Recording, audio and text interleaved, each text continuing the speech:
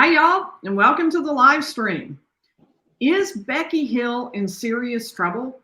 And just how serious are the allegations against her? And I'm not talking about just for Murdaugh's new trial, but for her. How serious is it? Now, here to think through that with me, we have a very special guest. Javon Harris is a politics and legislative reporter for the South Carolina newspaper called The State.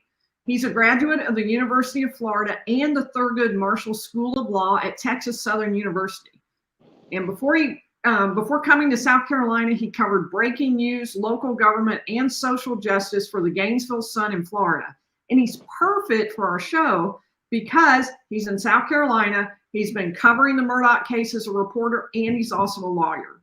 So welcome, Javon. We're really happy to have you tonight. Thank you so much, Lee. Great to have you as well. Thank you.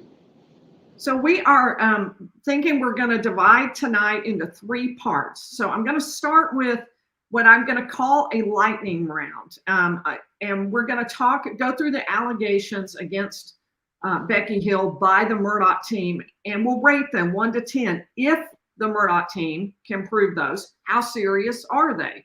And then we're going to get to our second part. We're going to talk about the Ethics Commission letter to Becky Hill, whether it clears her, whether it protects her.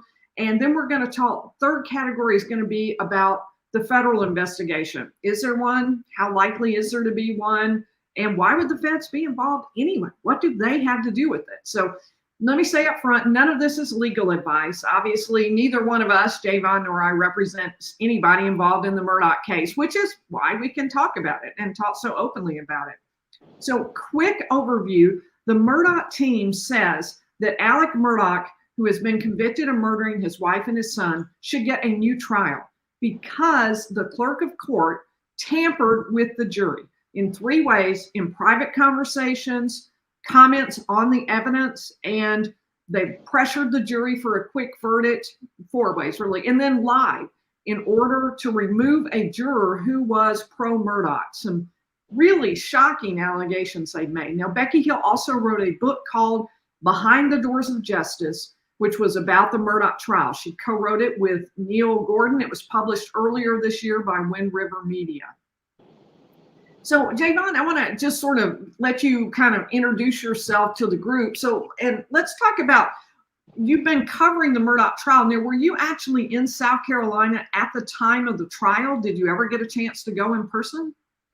So thanks again, Lee, for the opportunity. So no, I did not have an opportunity to go. However, there were members of my team that were in South Carolina during that time. I was in South Carolina, but in Columbia, South Carolina, covering politics at the time. But I had members of my team, John Monk, Ted Clifford, that were very much, in fact, at the courthouse down in Colleton County every single day of the trial.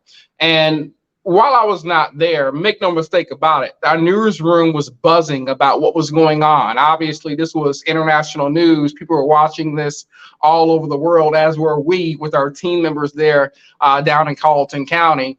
And so, you know, we are very collaborative at the state newspaper. And so while I may not have been there directly, you know, we would hand off certain things to cover and to take care of. And most recently, as you've mentioned, one of the things that I was tasked with following this trial of Alex Murdaugh was questions surrounding Becky Hill and the ethics of her book. And that's where I found you. I saw some articles that you had written that were really, really well done. I thought, oh, this guy really knows what he's talking about. So I read at the bottom about your background and that you, in fact, are a lawyer. I thought, that explains it, because I thought they were really clear and well written, and you went straight to the really important issues, which is what we like to cover here too. Absolutely, absolutely. You know, the Becky Hill situation. First off, I would say that, you know, when we kind of do a backdrop of the Alex Murdaugh trial, Lee, you know, there were many breakout stories that journalists were able to kind of like tackle on to, you know, from, you know, corruption charges to, you know, co-conspirators and what they've done. And then we have this character, you know, Becky Hill, who's, you know, the clerk of court for Colleton County, you know, who decides to write a book detailing these instances of the trial. And interestingly, Lee, Becky Hill, claims to be a longtime family friend of the Murdaugh family, and in fact, was familiar with crimes that had taken place in the past, and thereby she posits herself as an authority to write this book, not only because she's the clerk during the actual trial, but because more importantly, she has a history with this family that she says she can confirm. She knows that, they've done dirt, essentially. Right. So I want to get us started with our lightning round. And I'll just go ahead and tell everybody, when we say lightning round, I talked to Javon about it. We want to be really quick so we can go through a bunch of different allegations, and we're just going to do something kind of short. However, this is a lightning lawyer round. So, short as maybe other people would do, maybe not, but we'll keep it as short as we conceivably can, given our lawyerly bias. We're going to take turns going first. So for this first set, Javon is going to go first and give his a quick, on a scale of 1 to 10, how serious would you say this is, assuming it's true? And let me really clarify that, because not only are these only in affidavits, some of these allegations aren't even in affidavits straight from the person. They're in affidavits from a paralegal who sat through the interview of the person. And I will tell you, just for a fact, things do not always come out the same way that you think they will from the affidavit. Sometimes at trial, sometimes in cross-examination, things get changed up. So we're a long way from proving any of these things. The only purpose of this is to say, okay, if this were true, if the Murdaugh team proved it, how serious would it be? And so we're going to go through that. So Javon, I'll read this, and then you give me your quick take. I'll give my quick take. So okay. if Becky Hill said at the beginning of the defense case, not the beginning of the prosecution, beginning of the whole case, beginning of defense case only, said, y'all are going to hear things that will throw you all off. Don't let this distract you or mislead you. That to me would be problematic, regardless of it being at the beginning of the defense or the prosecution. The reality is the clerk of the court is a neutral agent of the court. She's to be impartial, just as the judge is to be impartial. And so if she in fact said that, and that's true, I would rate that as a 8 or 9, in fact, as being damaging toward her, with regard to the allegations made by the Murdaugh lawyers in their appeal. Yeah, I have to agree it's pretty serious. I might put it a little lower, maybe a 7. And the reason is that it's sort of vague. You're going to hear things that might throw you off. Don't be distracted. It definitely is negative toward the Murdaugh team. And that's why I put it on the pretty serious side. It just also was a little vague. So that's why I, lowered it a little bit, but it's pretty big. Fair enough. Okay. Next one. If it's proven that Becky Hill had private conversations with the foreperson. That absolutely, to me, in my estimation, is a no gamer. Again, Becky Hill, being the clerk of court, has no leeway whatsoever to have private conversations with the jury foreperson, particularly as it relates to any sort of allegations that she's trying to profit off of that in terms of a book which has been made. And so I would judge that as a 9, absolutely, to say that she had those sort of allegations. If they were true, that would be rated a 9 in my book. And I would put that as really high too, if the conversations related to the trial. Now, if what happens is, and this relates to sometimes affidavits fall apart. If it turns out all they were talking about was, at what time to take a lunch break, or what sandwiches they wanted today for lunch, then obviously that's not that important. But if there were private conversations about the substance of the case, somebody would have to say that, though, right? All the other jurors can say is private conversation. So it would depend on whether, I guess, someone will say what the topic was, what the substance was, and that it was something related to the case. But I think the Murdaugh team would go with what you said, which is any private conversations held away from the rest of the jury might well have included things related to the case, which is exactly why they aren't supposed to be doing that. I think exactly. I'm 30 seconds. So exactly. Okay. All right. If Becky Hill told jurors not to be fooled by the evidence Murdaugh's attorneys presented, quote, not to be fooled. Again, that would be the same as my previous response, if not higher. In fact, I would give that a 10, because I would give that a 10, Lee, because again, that shows that it's very negative toward, the Murdaugh team. The clerk of court, as I continue to say, is supposed to be a neutral party that's simply helping to, govern the administration of the court and not to sway jurors in any sort of way, right? Prehand or beforehand or even in the middle of the trial as to what not and what and what not to be swayed by. To suggest that a clerk of court is telling jurors not to be swayed by a person's testimony is really disturbing as a legal professional, really and truly, because it suggests that you are single-handedly trying to mislead a body of fact finders that could lead to greater implications, such as a mistrial, which of course she tried to work against, but perhaps we'll get to that. And I would totally agree. I'd go with a 10 on this if it happened. And for me, the reason is it's a direct commentary on how the evidence should be perceived, which is exactly what the jury is supposed to do.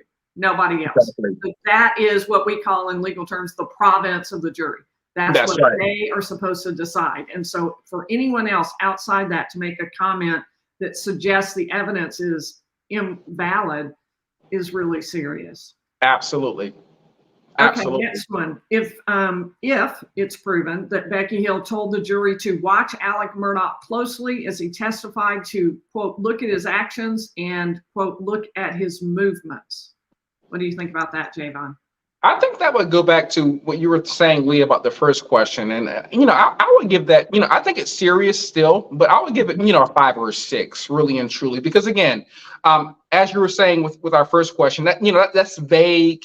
I can't really argue a lot into that, like really and truly. His movements could be sympathetic. His movements could be, angry. I don't know what his movements are going to be. And so for her to say that, not knowing what his movements are going to be would be vague. However, I would still argue inappropriate, but at the level of a 5 or 6. Okay. I would have to agree with you. I'd probably go a 7 or something, because it does relate directly to how they perceive Alec Murdaugh, and it insinuates that she has an opinion about whether he's going to tell the truth.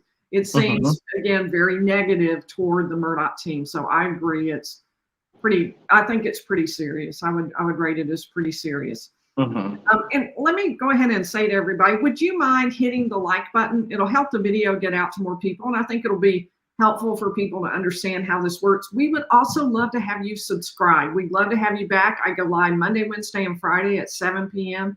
And we're talking about all the cases that you're talking about and talking about the legal side of them to make them understandable. Okay, so last one in this segment, Javon, is the statement from Becky Hill that some of us, either from the courthouse, law enforcement, or the jury at Moselle, had an epiphany and shared our thoughts with our eyes. At that moment, many of us standing there knew, I knew, and they knew that Alec was guilty. What do you say about that one? So that would be another 8 or 9 for me. I'm leaning toward a 9 because again, here you have a so-called impartial court official, court officer that is basically saying that, what she has seen and her determination and judgment determines that he's guilty, and thereby jurors, or influencers of the case, you should see the same thing, right? Make no mistake about it. Becky Hill didn't make that comment, not knowing that, people would be somewhat influenced by that, like really and truly. If that was in fact true, if it is in fact true, I would have to rate that as a 9 again, because again, the negative damaging effect that it presents, as well as the impression of rendering Becky Hill as the fact finder as opposed to the jury as a fact finder, is totally improper. And she specifically mentions, and she wrote this herself in her book. I mean, this is her own comment. So and it suggests a communication with the jury, with someone at least on the jury. Now, an eye contact is sort of vague, and I can see where, one side might think it means one thing and the other side think it means something else. But in her view, she was communicating about guilt. And so exactly, I put that as quite serious too. Absolutely. Absolutely. All right. So on our next little segment on the lightning round here, I'll go first, so you don't have to always do it. And I want to talk about the egg juror 785. We did a whole segment on that. So if you need to know more about the egg juror, go back and watch that. I think it was last or maybe the time before. I can't, maybe 2 ago. So, okay. Just let me give you a brief overview if you don't know about the egg juror. She was one of the jurors who would have sat on the case, but she got thrown off on the day of deliberations and replaced with an alternate. That was the actual day of deliberations. There were 2 potential reasons. One was that the clerk said, Becky Hill said, there was a post from the juror's ex-husband saying that the juror was going around talking about her opinion and how she would vote in the case.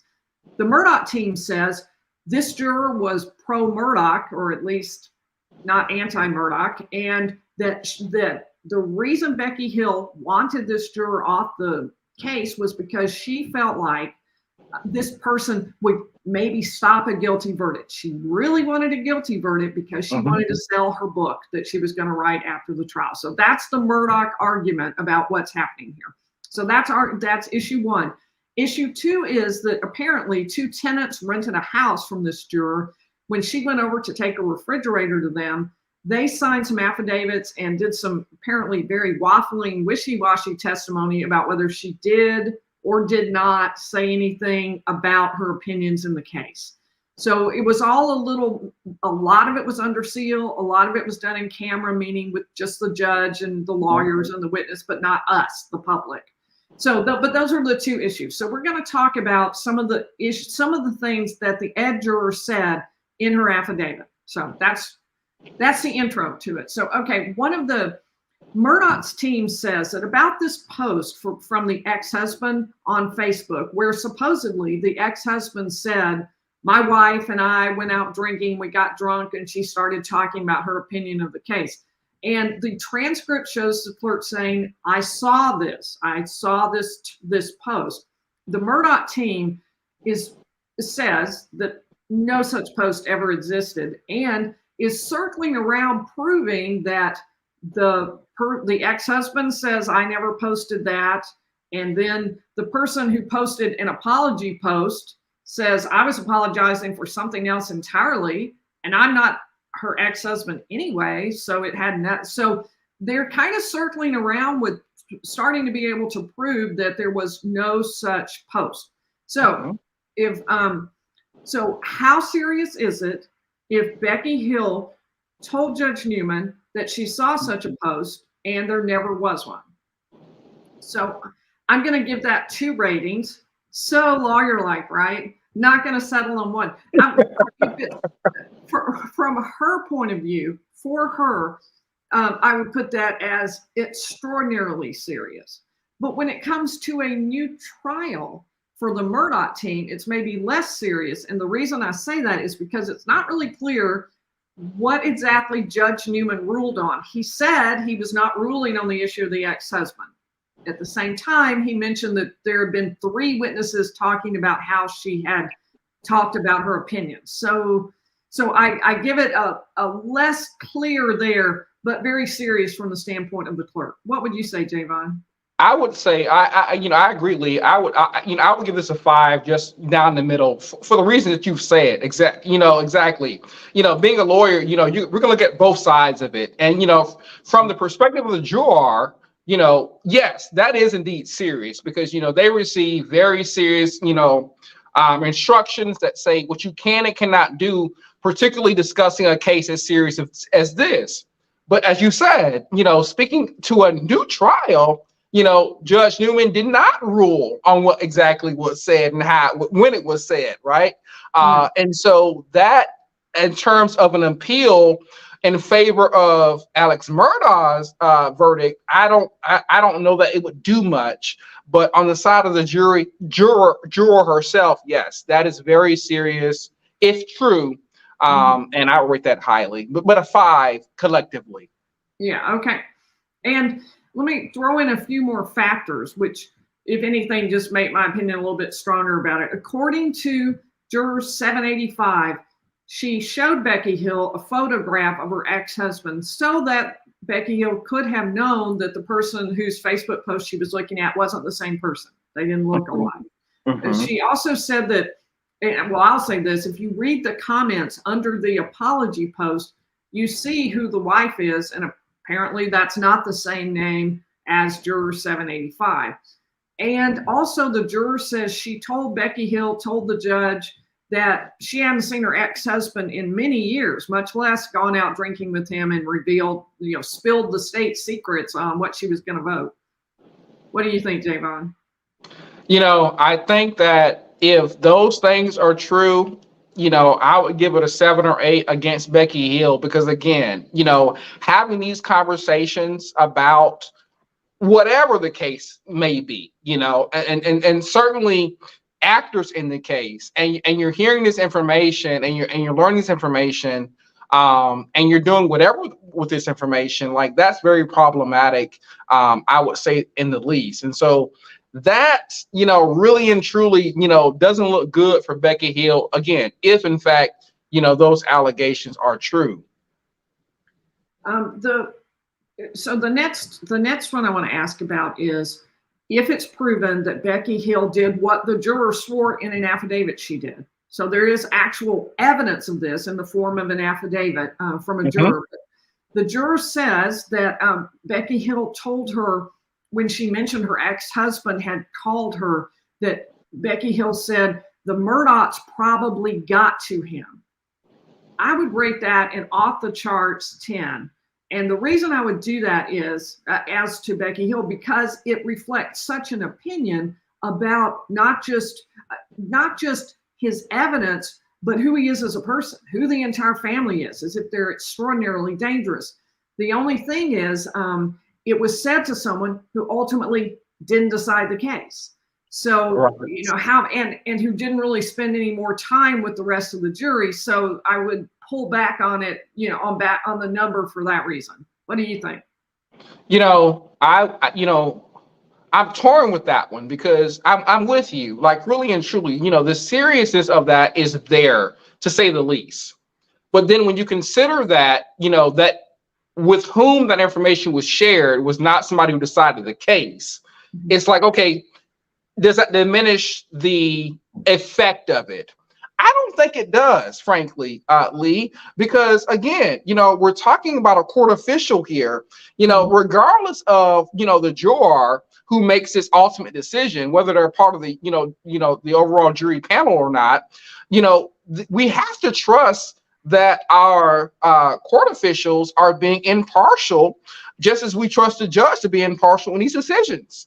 And, if it's determined that, Becky Hill said this to this juror, even though this particular juror did not make a decision in the Murdaugh trial, that's very alarming and very disturbing. And I would give that an 8 or a 9, just as a legal professional, to say that, we want people in the courthouse, right, that are going to be truly impartial to what's going on in the proceedings and not trying to sway our jurors in any way, left or right.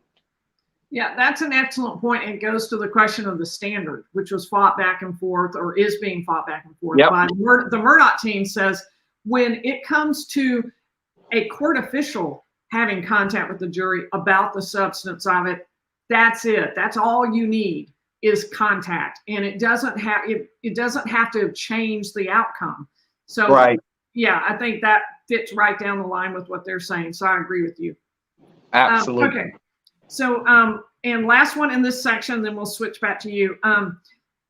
Telling this juror, same juror, that everything Mr. Murdaugh said has been lies and she should forget about the guns. She had said to Becky Hill, according to her affidavit, that she was really worried that they hadn't ever found the murder weapon. That was really bothering her that hadn't been done, and said so forget about the guns. They will never be seen again. That Becky Hill said that. In other words, according to this juror, trying to sway her and persuade her. So, sorry, I haven't given my opinion. Yeah, I think that's really, really serious because it is a direct commentary on the evidence. It's a direct commentary. I mean, to say everything he said has been lies, you can't get any more direct commentary than that if it happened. One of the things that really happens when you have one juror say this is it makes all of those conversations, if other people will say there were private conversations between Becky Hill and any given juror, it makes those more suspect, because if that's the kind of thing said to this juror, you wonder if it was said to someone else as well. I agree. I absolutely agree. In the context of, this particular, question, certainly if it's true, Becky Hill was out of line to have said those things because, again, it speaks directly to Alex Murdaugh. It speaks directly to the case.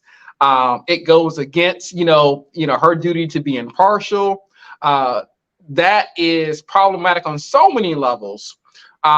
Speaking more broadly, again, if this is something that jurors are listening to and then they're taking in as a means of listening, again, like you said, we don't know what was said. I mean, if this was said to one juror, right, we don't know what was said to the other jurors, really and truly, which speaks to perhaps some of the credibility of what the Murdaugh lawyers are saying with regard to this jury being tampered and compromised with, because that one instance in and of itself just doesn't create a environment whereby jurors in that pool will have an opportunity to determine fairly as to what really happened. Yep, I agree. All right, we're going to switch back. We're going to cover the rushing the deliberations argument. So how would you rate this one? Not letting jurors take smoke breaks during deliberations. I will tell you, Lee. I will tell you, I'm personally in favor of that, honestly, because, I'm sure during trial, trial is a long process. Deliberation is a long process. We really kind of want to get to the nitty gritty, really and truly. I don't want to discriminate against folks who smoke, really and truly. But not taking a smoke break during deliberations, when we've had this high profile trial going on for several weeks, I don't really think was anything that was really out of line. You've heard the evidence in trial, in the courtroom. Now you have an opportunity to come back together and kind of piece it all together. I realize that may be stressful in the jury deliberation room, but I don't really feel that a smoke break would have done anything different with regard to this outcome, personally. And I would agree that it just doesn't rise to the level. Was it a good idea? No. I think it discourages jurors from sort of taking their time and thinking through the evidence, which is what you want them to do. So I don't think it's a good idea. It's a terrible idea.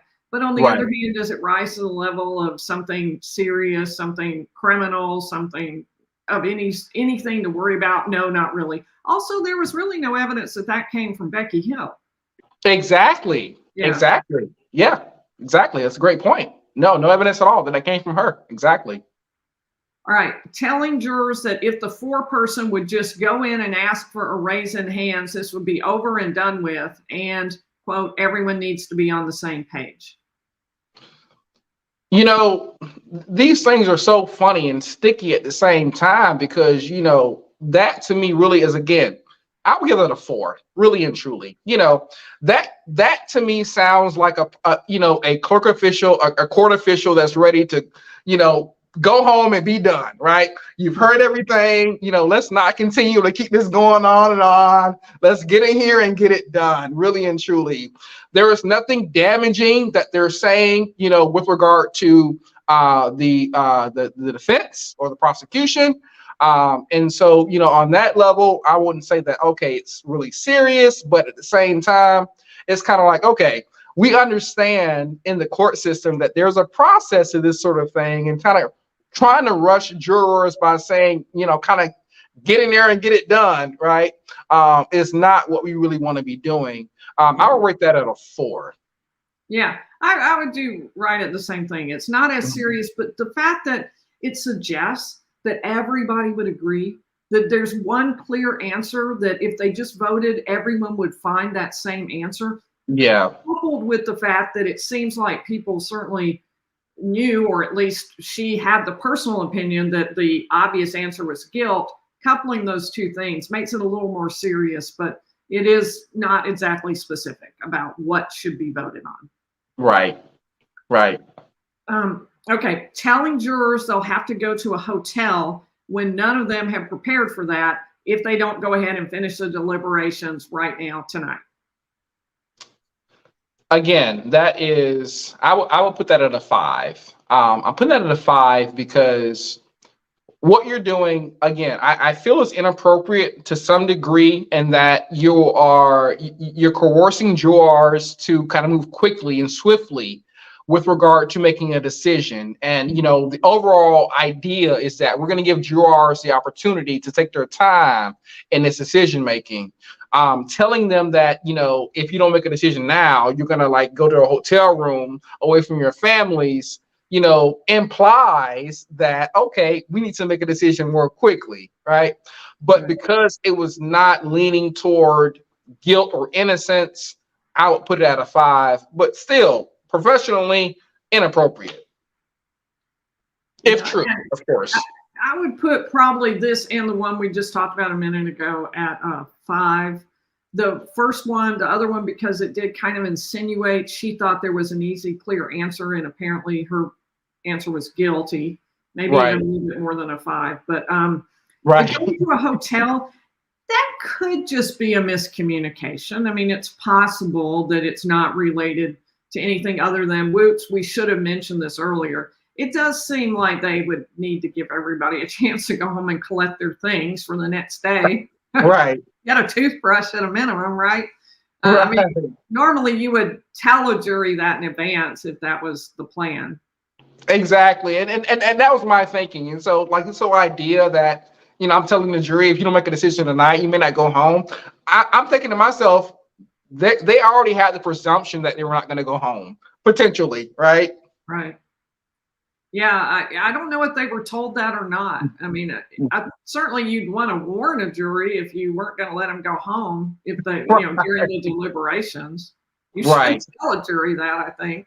Right. Exactly.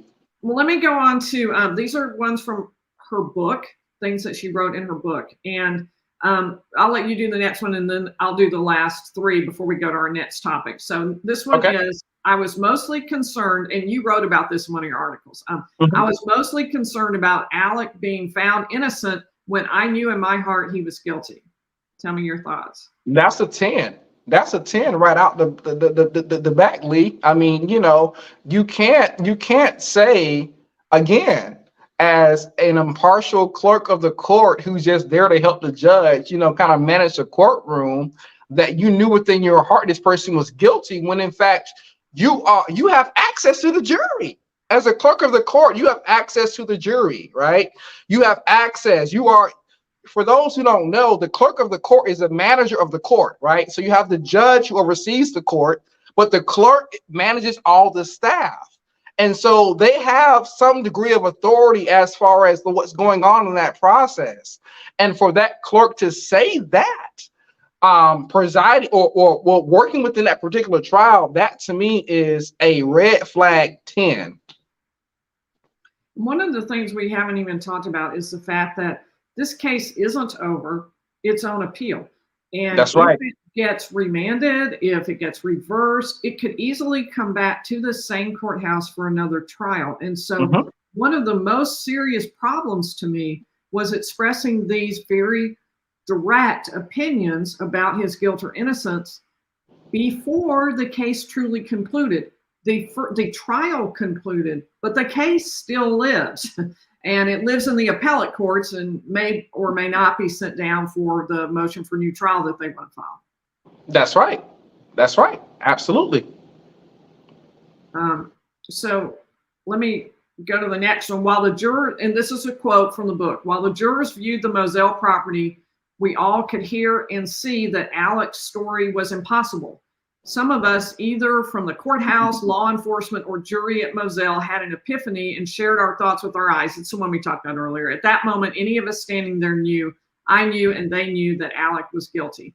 And we've already talked about that one a little bit, but that one is, well, you know, we've already covered it. I'll go on to the next one. Okay. She talked about in her book voting about Murdaugh's guilt or innocence with court personnel on the way back from Moselle. The jury went out to the place where Alec Murdaugh's wife and son had been shot. And on the way back, she said she was not with the jury, but she was apparently with court personnel, I presume. She didn't really say who was in the car with her, but right. She said that they voted and they all agreed guilty. She also said that at a birthday party with the media, they all voted, and she didn't specifically say how she voted or that she voted, but she said everybody there voted. And the implication of the way she wrote it to me was that she had voted along with the media before the end of the trial. It was also true that after the jury's trip to Moselle, it was still before the end of the trial. So I put that as very serious misconduct, not directly perhaps related to the motion for new trial. But it seems really concerning if she actually did this. Well, I guess she says it in her book. She says it in her book. So we'll take her at her word. She herself voted on the way back, guilty or innocent. To me, that seems really improper because this is someone, a court official, neutral. The case isn't even over yet and already has an opinion which she's sharing with other people. Lee, I agree, and I don't want to get ahead of ourselves here with this. I really don't. I think that Becky's initiative with this book really is going to reveal some things that were problematic as we continue to move forward, as this case unravels more and more. And I say that because, we know that the book came out after the verdict. It came out late summer of this year. And, some of the things that were talked about as Becky was kind of vetting her book to the South Carolina Ethics Commission. I know we're going to get to that in just a moment. But one of the things she was kind of vetting, when she said, hey, can I write this book, was just simply, can I write a book detailing the process of trials in South Carolina? I've been covering these cases for all these years, at no time did she specify to the Ethics Commission in her original email that she was going to be writing specifically about the Murdaugh trial. And here's why I say that. To learn of these conclusions, right, that we've read in her book, about, seeing what happened at the property and coming to a vote of guilty, these sort of conclusions that she makes in the book, just really brings into question, what was her real motivation for writing the book as it relates to what she told the South Carolina Ethics Commission she was writing the book for, right? Mm-hmm. It doesn't match up. It does not match up, because for someone to have as strong of a perspective with regard to opinion, don't believe what he says, and we voted this. And again, as you said, Lee, these are her words in her book, right? So we're not making anything up, for her to say these things, but in her initial email, as you have there on the screen, it does not at all specify, oh, by the way, I'm going to be detailing the accounts of the Murdaugh trial that I just so happen to be managing as clerk of court for Colleton County. That to me is suspect. Again, not speaking to whether, facts are here or there, but going off of her words in her book, Lee, and based off of what she sent to the Ethics Commission, it's rather suspicious to me that she would make those sort of statements, having not been clear to the Ethics Commission that she was going to be detailing her accounts of the Murdaugh trial. Yeah, and I've gone ahead and put up the letter on the screen, and I'll read it to you because I know it can be hard to read, everybody. But according to the Ethics Commission, which wrote her a letter back, the Ethics Commission says it's just an informal opinion. It's not binding. Yep. We're just looking at the limited jurisdiction we have, which is this one act, and we're basing it just on facts you relayed to us. So if you didn't disclose everything, we may be giving you an invalid opinion. And here's apparently, according to them, what she told them she wanted to do. I have a question about the writing of a book by a clerk of court about the process of trial from beginning to end, focusing on the process itself, the history of it, and of course, the high-profile cases that South Carolina has had. But that sort of implies that there's a book about, well, it doesn't imply, it says it's a book about the process of trial. And focusing on the process. And this was not. This was very specific to the Murdaugh case. And it started out about the Murdaugh case and was throughout it about the Murdaugh case. Would you agree? Absolutely agree. Absolutely agree 100%, which is why I said what I said, which is why, again, I find it suspicious, that, she makes these conclusions in her book without being, fine. You know what? Make the conclusions, right?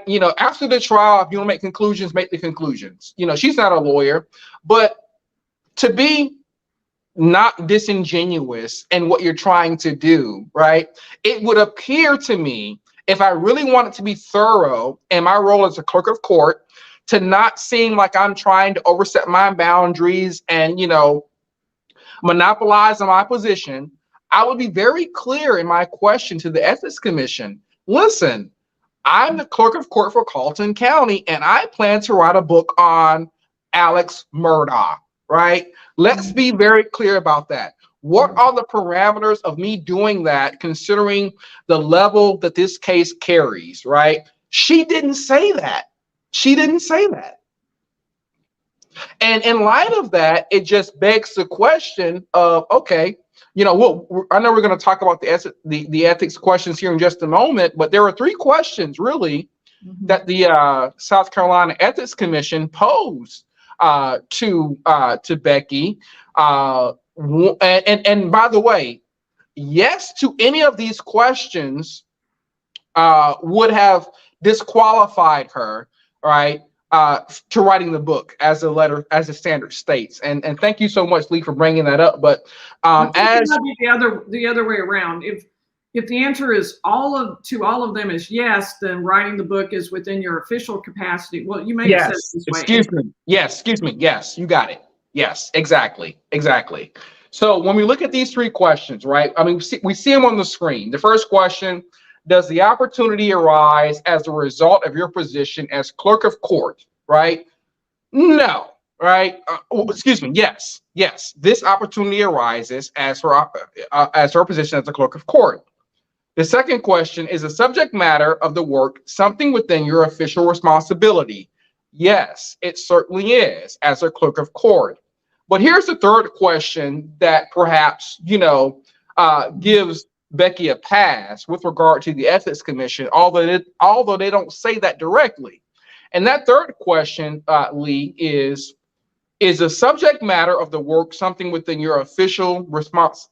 Third question: is the type of work something that the clerk of court's office would normally perform and for which you could receive expense reimbursement by the clerk of court's office? That's obviously a no, right? She's not going to receive compensation for writing a book, right? As a part of her role as a clerk's office, right? And so having a yes to all three of those questions, and thank you for correcting me, Lee, having a yes to all three of those questions would have said to the Ethics Commissions, you are not allowed to write this book. That is not permissible, right? Well, but and what they say is it'd be impermissible for you to receive compensation for it. Yes, right.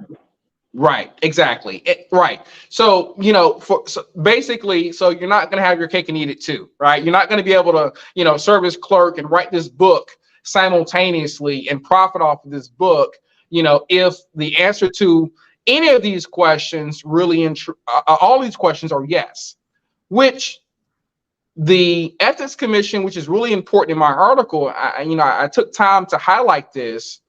The Ethics Commission said, and I spoke with them directly, and they said, listen, regarding this story, we gave her an informal opinion, as you said, Lee, right? It was an informal opinion, an opinion by which we gave her the formula by which we would consider whether or not what she did was permissible or not, and we turned it back over into her court, right? So we said, you know what? Based off of what you've told us, the facts that you've given us, and based off of the standards, based off of our jurisdiction in South Carolina, here's what we think has happened. Here's what you need to view within yourself to determine whether or not you violate, any sort of ethical violations, really and truly. Now, nothing has come out of that, right? The letter came out, Becky has been quiet since that time. Obviously, there's a lawsuit as well, dealing with the Murdaugh appeal. So nothing has really come out definitive since my article detailing whether or not the book was okay or not. But the question still remains largely through my reporting, Lee, the question still remains among some lawmakers, among people involved with the Murdaugh trial is, if Becky was really authentic in what she was trying to do with this book that she wrote, right? And telling the Ethics Commission that it was centered entirely, mostly upon high-profile cases in South Carolina in the process, right? Not detailing Murdaugh, why wouldn't she just go ahead and, let the commission know exactly what it was she was doing? Right. That's the question. So the way I would analyze this is what she was asking the commission was something entirely different from what happened. So she was asking the commission, if I write a textbook about the process of trying cases, is that something that I can get paid for separately because I went out and had the initiative to write this book? And they basically, focusing on that third one that you mentioned, they were saying, is this the type of work you would normally perform and be paid for? No, you don't normally write a book on the process of a trial. That's extra. You went out and did something extra and you can get some money for that. That's entirely legitimate. But what happened instead, these questions don't even really apply to, because the Ethics Commission was trying to figure out if she went out and did work that was something special for her, that she had a unique ability to write, but that was not directly part of being the clerk of court. Whereas this was specific to a case. And so they never even addressed it, in my opinion. I mean, would you agree with that? I agree. No, I agree. I agree wholeheartedly. And that was something that I posed to the Ethics Commission directly in my reporting was just that, really and truly. And they pushed back with the fact that, this was just an informal opinion. As far as anything else outside of those three questions, we're not speaking on at this point, as it relates to Becky Hill. But I agree with you, that informal opinion was something that really wasn't definitive to anybody anyway, other than Becky Hill, just to say, listen, here's the formula. I want you to apply this formula to what you've done, and you can make the determination whether or not you have remained within the bounds of South Carolina law as it relates to your position as clerk of court for Colleton County and the ethical considerations that come along with that role. And they didn't really respond to that argument. They answered different. They did not, because again, they maintain that, again, it's just an informal thing. We were not here to, this was not a disciplinary type of letter or inquiry of any sort, right? This was just a response to an official prompting us to look into a question, right? So in South Carolina, if a state official or any official really for that matter, wants to vet with the Ethics Commission their ability to do a certain thing, they can do that, right? They can send an email and ask, is it okay for me to do this? Is it okay for me to do that? And so really that's all Becky Hill did in this instance, right? She did what other state officials do all the time, frankly, right? Contacting the state of the Ethics Commission to determine whether or not what they're planning to do, whatever it may be, would not violate their role, their official role in whatever that may be. And so following that, the Ethics Commission is simply saying, this was something that we routinely do when state officials, any official, elected officials come to us about certain things. We're going to give them a preliminary informal evaluation of the facts as provided to us, allow them to explore those until, of course, somebody else makes a claim against or brings proof that, okay, no, actually they did violate ethics commissions, right? And then it triggers, some regulations within the law whereby the ethics commissions or the state has to take action against that individual. But until that happens, all we have so far as the ethics commission here is Becky Hill just simply saying, is it okay for me to do this? She wasn't entirely forthcoming in saying what she wanted to do, but nevertheless, and saying what she said that she wanted to do, and the ethics commission responding, that was a matter of routine of simply saying, okay, here's the formula, you decide. How does it fit? How does it fit within your facts of the situation? So do you have some thoughts from your research about whether or not this violates some of the ethics rules that would apply in South Carolina? So again, going off of what the Ethics Commission said with regard to that, that three-pronged standard, right? That third question with regard to whether, listen, is this something that you would get paid for ordinarily as a clerk of court, right? And if that question is no, then, South Carolina law says that, okay, you can't be pinged for having violated ethics, right? Now, that doesn't speak to, Lee, it doesn't speak to, again, the scope in which Becky originally presented to the Ethics Commission, I believe, right? I mean, she didn't present this scope dealing with Murdaugh in particular. That, as well as the fact that, you have allegations dealing with, as I reported, that, she was trying to capitalize off of a movie deal, a screenwriting deal, a documentary deal, a documentary deal where, she created an addendum basically to the production company, basically saying like, if you include my name in this, I want you to include, this particular video clip, with my name as clerk of Colleton County, right? Which of course the production company ignored. But those sort of incidental things, I think, give the Murdaugh lawyers something to kind of pick at with regard to their argument that he'll influence the jury negatively, to have this book deal. Because let's be clear, I don't think it's been said tonight. What they're arguing ultimately is that, she influenced the jury negatively so that she could write the book and profit off the book, right? She knew that, a mistrial would, preclude her, the Murdaugh lawyers argue, that would preclude an opportunity for her to write this book. So she wanted to prevent any opportunity for a mistrial so that she can write this book, showing that, confirming that Murdaugh had been guilty. This is what the Murdaugh lawyers are saying.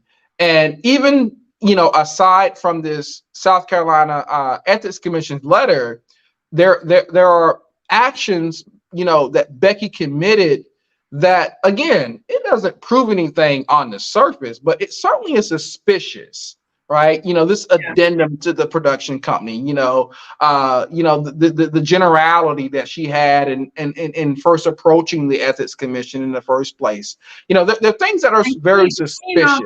keying off that, Javon, I honestly think that the letter is irrelevant and the 3 questions they asked are irrelevant because those 3 questions address something different. Some that address the situation where someone goes outside and does some other type of work and can they get compensated.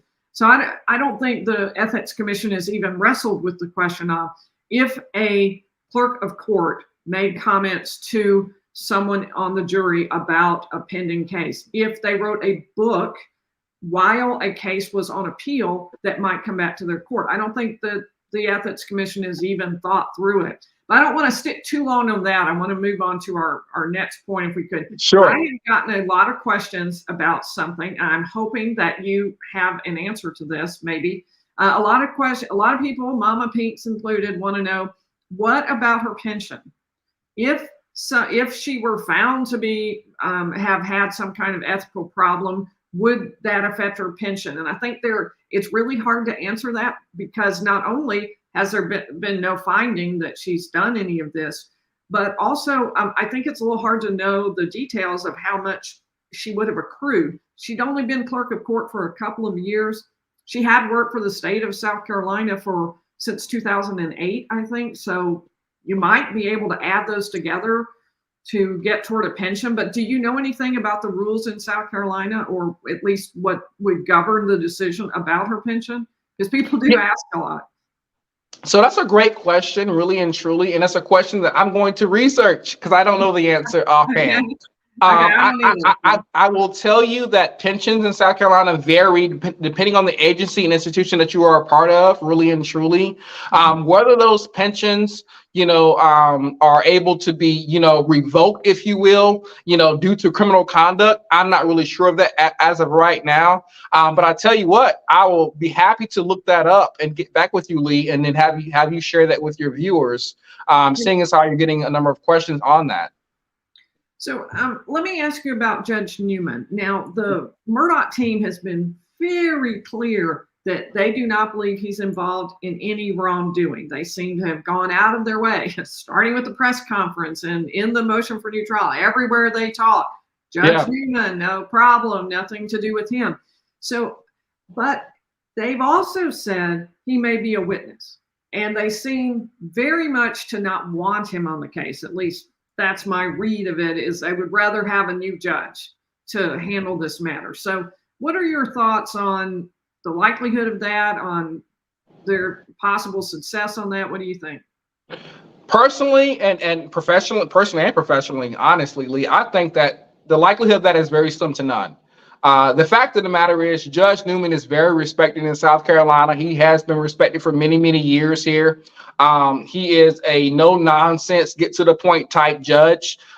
He was on display for the whole world to see with regard to this trial. There was no sort of allegations raised against him as far as, judicial misconduct or anything like that. He's a great judge. And so, the idea that they're not going to have him as a witness, I don't see that not happening. I mean, really and truly, he did his job very well collectively as far as the legal world is concerned, the reporting world is concerned. Like, there were no judicial misconduct with,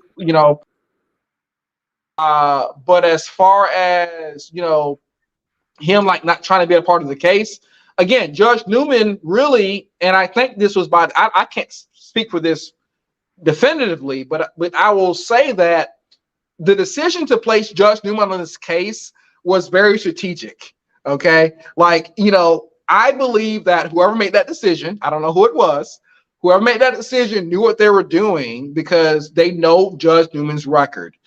He's been on the bench for a long time here in South Carolina, and have covered many high profile cases, really and truly.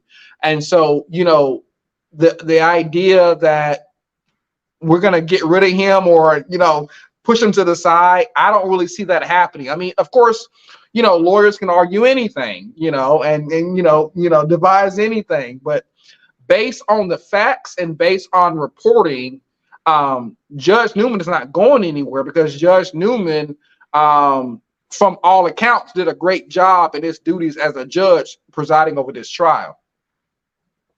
And I want to go ahead and move on to our last topic because we've already been a good long time. The last topic I wanted to cover for sure is the federal investigation. Now, the Murdaugh team asked, starting with the press conference by private letter, they asked for a federal investigation. I've never seen anything like that before. I mean, it's not that it's improper. I've never seen anyone request a federal investigation from the state case. Their request is related to a person acting under color of law. That means like someone acting with the mantle of being someone representing the law, to deprive someone of rights, privileges, or immunities provided under the Constitution or U.S. laws. Now, I'm not sure that that was actually the right topic, the right request, but their purpose really seemed to be getting somebody other than SLED to investigate this. They said from the press conference to the motion for new trial, they say not SLED, anybody but SLED, not SLED. Right. They would love for the FBI to investigate if possible. It didn't work as far as the South Carolina Attorney General was concerned. He immediately assigned SLED to it. Now, I've been critical of that for appearance reasons, because I do think the appearance of justice matters, and the general impression, certainly on the Murdaugh side, is that SLED has been biased against him. So it would be safer from an appearance of justice perspective. It would be safer to let there be some kind of other investigation, some external entity. Tell me, what you found out about that in your research, or what the thought is there in South Carolina about that. So in my research, and again, there's nothing definitive we can say as of yet, right? But what I'll tell you, just kind of looking into this idea that you have, rightfully brought up, there's this notion that with Alex Murdaugh and his history in South Carolina, being a solicitor for so many years and being so influential in the Low Country for so many years, right? That, law enforcement, namely, the South Carolina Law Enforcement Division, aka SLED, is not going to be fair, or was not fair in, investigating his case. Now, in my mind, in my view, and from what I've seen in my reporting, it goes both ways, because, SLED is very familiar with the Murdaugh family. SLED has been very friendly with the Murdaugh family in past cases and past instances.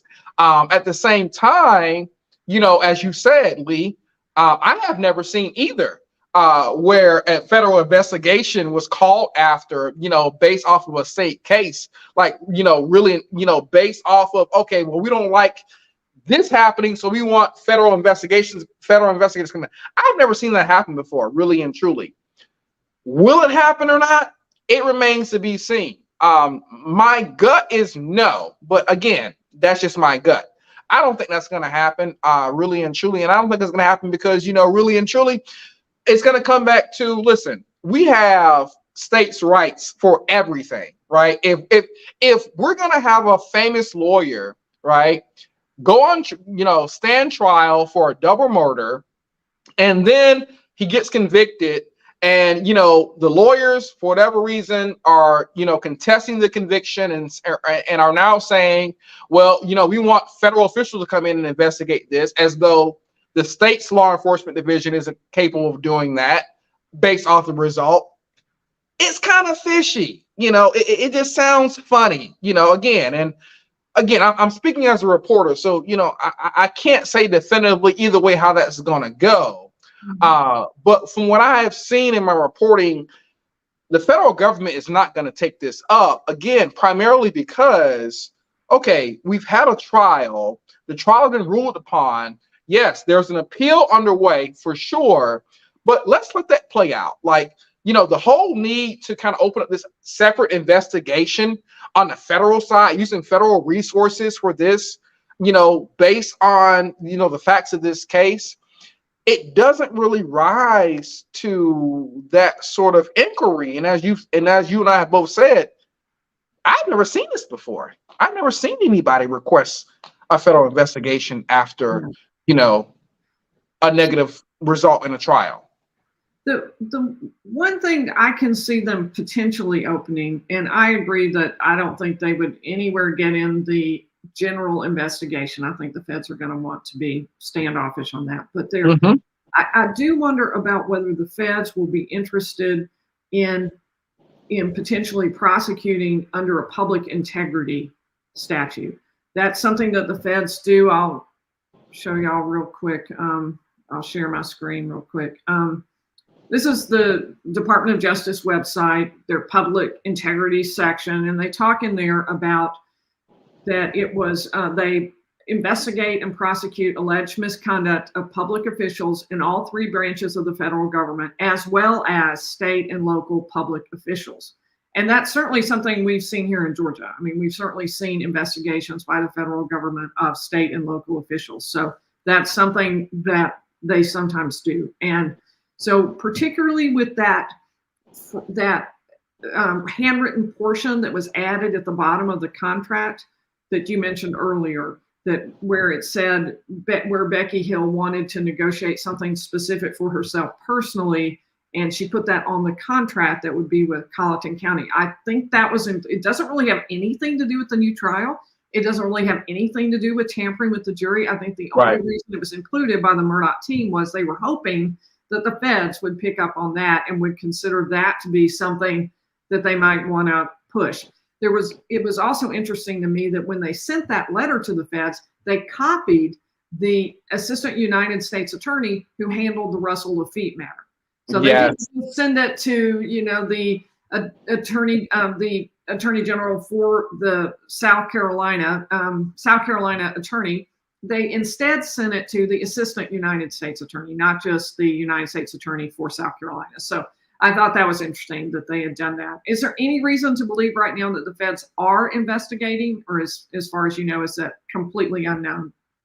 That, as far as I know, that's completely unknown at this point, Lee. But I do thank you for saying that, because again, I think I got ahead of myself a little earlier when I had brought up that part about the addendum that Becky Lee had, sent to the production company. I was intending to get back to the fact that, that is something that may trigger, federal investigators kind of look more deeply into kind of what's going on here. But I can tell you right now, there's no reason to believe as of right now, from my reporting, that they are investigating that because of that as of yet. But if that changes, I promise you'll be the first to know.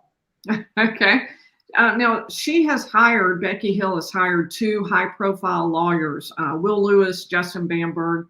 Tell us about that and about the significance of choosing the lawyers, particularly Will Lewis. And I'll just, for people watching, Will Lewis is a former assistant United States attorney who prosecuted a variety of white-collar crimes. Yes. I take that from your article. Absolutely. And then Justin Bamberg as well is a South Carolina state representative in the House of Representatives, and a very vocal figure and advocate here as well. I think that Becky was very strategic in her selection of these lawyers, really and truly. They both, I will tell you, are superb lawyers in what they do, respectively. And I think that she knew, based upon the allegations alleged against her by the Murdaugh lawyers, Thurgood in particular, that she needed a team that was going to go head to head, with Murdaugh's team. And those two lawyers, Lewis and Bamberg, I know are great lawyers who do a great job with regard to who they represent. So I think it was nothing other than her knowing that she kind of had to get the best of the best. You're going up against Thurgood, and for your viewers who don't know, Thurgood, who represented Alex Murdaugh, also is a state senator. He's a legislator as well, has significant influence in the state of South Carolina, right? And so, we have the judiciary in one instance in the form of lawyers, and really legislatures as well, right? that are talking about this and have been talking about this because they both have been involved. So it makes for a very, very interesting story in South Carolina, to say the least, Lee. Right, right.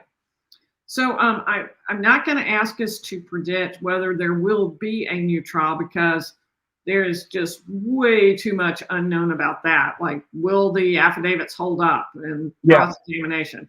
But how likely do you think it is that there will be a hearing? I think it's very likely. And again, this is just based upon the ability I know of Dick Harpootlian and the facts surrounding Becky Hill's book. I think that there are questions indeed. I mean, the affidavit again, like we don't know if it's true or not, but these pieces of evidence suggest that at a minimum, I would think a judge would want to hear more about what's this really about, right? Before deciding whether or not it's going to be a new trial. It may not be a new trial ultimately, but a hearing in light of the facts that I reported on, and as a lawyer, I think is warranted. And I agree with that as well. I really agree with that. So I want to answer a question I saw run through from JC Marty about who's paying, because you did an article specifically on the issue of the money and the pain. Give us just 30 seconds on kind of what the status is of Murdaugh's money and whether or not the attorneys are being paid. So as I understand it right now, and again, I wasn't on the initial team with regards to the trial, but as I understand it right now, Murdaugh has an estate that has been in contest for the past several months now. The lawyers are being paid from this estate, as far as I understand it. As far as where the money is coming from, I couldn't speak to that specifically. I've not reported on that in detail. Some of my colleagues have. But I have not gone into directly, what's the status of the money. I do know that there's controversy surrounding that, but the lawyers are in fact getting paid. I do know that. I did hear Jim Griffin say something at CrimeCon about not being paid, but that may just be crying poor. I don't know if that's really true or not. I have no idea. I would really want to do some more digging into that to kind of speak more on that. But as far as I know, they were being paid based on some conversations I've had with some colleagues that are more familiar with the matter of that side of things. Again, this whole Murdaugh thing, it's multifaceted, and we kind of broke it up in a way whereby we can kind of keep track of this part, and this part. So as far as the financial part, I can't speak as much as I would like to on that. Okay. So I know you have a YouTube channel. Give us just a little brief synopsis. What's your YouTube channel about?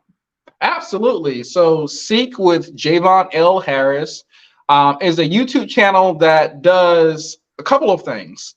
It primarily serves to provide video essays on things that matter most to people. So as a journalist, I like creating video essays on issues that matter, right? So take, for instance, the Murdaugh trial, right? The Murdaugh trial, okay, well, what does it mean to you, and how, and what does the decision in this case, how could it impact your life, right? Every day, sort of, things relating to the news, law, things that I can compress down and help you to understand better. That's what my YouTube channel is all about. Just really helping you to get a grip on, okay, the news, the law, and how is it going to help me, live a better life. And I want to take just a couple of questions too, but on the topic of his YouTube channel, I want you all to know I've linked that in the description. So everybody head over there, check out some of the videos he's done. I think you'll enjoy it. So let me take just a couple of quick questions. People know to put their question marks at the beginning. I had one about, do you think that the Murdaugh team really believes it will change the verdict if they get a new trial? That's a hard one. I guess I'll go first. I made you go first every time. Recently, anyway. I think I don't know. I think they think it might. If they can get the financial crime evidence out, I think they think it might. What's your opinion, Javon? I would say really quickly the same. I would tell people, when you are prosecuting a case, the defense is to delay. The prosecution is to kind of get it done. So whatever the defense can do to kind of keep delaying the inevitable result, they're going to do that. And I think that's what they're doing in this case. Well, I want to say thanks to Javon for coming today, for talking with us. Thank you so much. Thank you to Marlon and mamapinks for moderating. Please be sure to subscribe. We go live Monday, Wednesday, and Friday at 7 p.m. Eastern. And if you would, hit the like button on the way out. It will really help the video. So thanks, everybody, and I will see you on Wednesday at 7 p.m. Thank you, Javon. Thank you.